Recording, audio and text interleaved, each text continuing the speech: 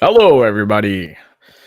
Great to have you here as we chat regarding a main event at UFC Mexico City. Now, this event takes place about a month from now, but I wanted to get this breakdown out early where we have the flyweight matchup in Mexico City at Elevation.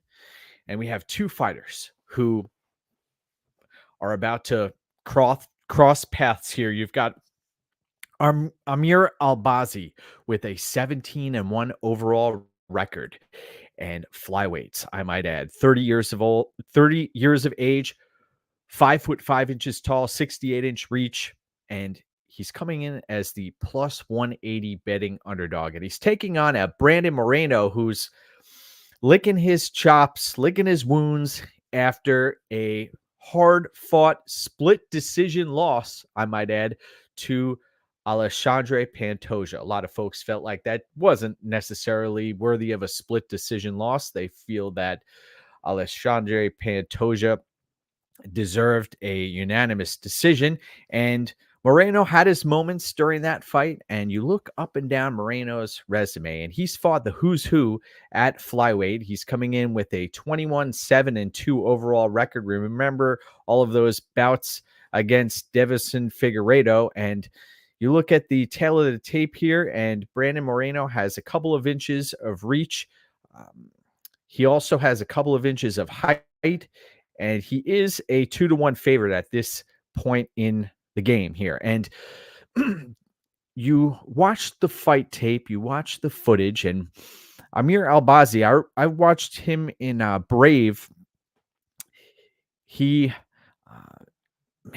I'm not convinced that Amir Albazi is a top tier flyweight. I know that he walked away victorious against Kai Kara France, and I watched that fight back, and I don't consider Kai Kara France to be an elite flyweight in the UFC.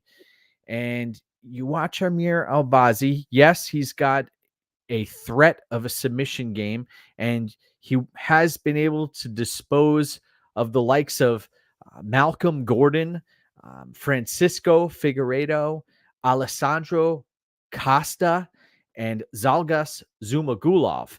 Now, these fighters, most of those fighters are low-level flyweights. I mean, I'm talking bottom of the barrel flyweights. And Moreno, yes, he can get cracked many times. He's been caught, he's been battered.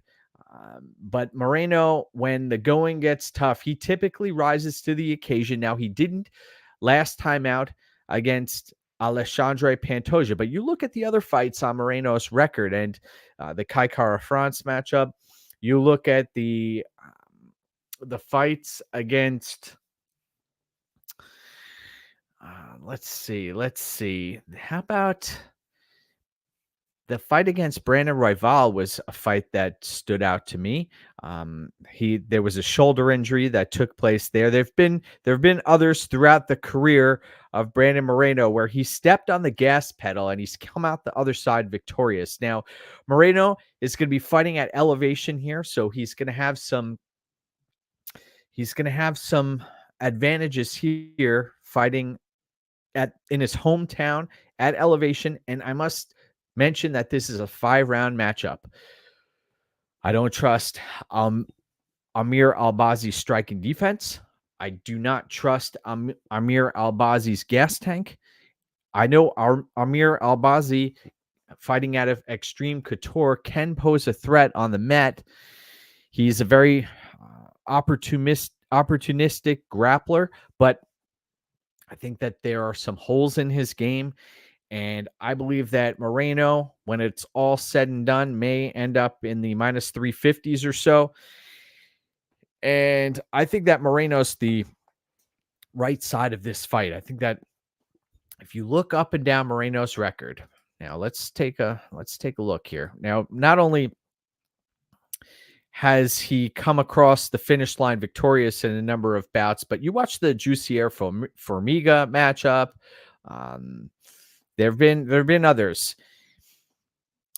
It's been a while, besides facing Figueiredo, that he's faced other flyweight opponents, Brandon Moreno, and he gave Pantoja all that he could handle. The back-taking ability of Alexandre Pantoja was the difference maker in that matchup. And in this fight, I think that the volume is far and clear away on the Brandon Moreno side. It is going to take a quick fight-ending either strike or submission for Amir Albazi. I don't see any other way that he gets this done. I know that there are no certainties in this game, but I'm going to be picking Brandon Moreno to win this fight and to move to 22-7-2. And I'll be picking Amir Albazi to take his second professional loss. And some folks may say that Amir Albazi should have taken his second loss against Kai Kara-France, but it comes down to also Kai Kara-France, not an elite level flyweight. And this was a victim of circumstance in that matchup. So give me Brandon Moreno here. And I think that as we get closer to fight time, we'll see this line open up at multiple books, and it should run it should run to the minus 300s, even possibly higher at that stage of the game. I want to thank everybody for subscribing to the channel and tuning in here. I appreciate everyone. And we are on a mission here in 2024, one fight at a time. So go get what's yours. Have a great rest of your day. And thank you, folks. I appreciate you. Thank you.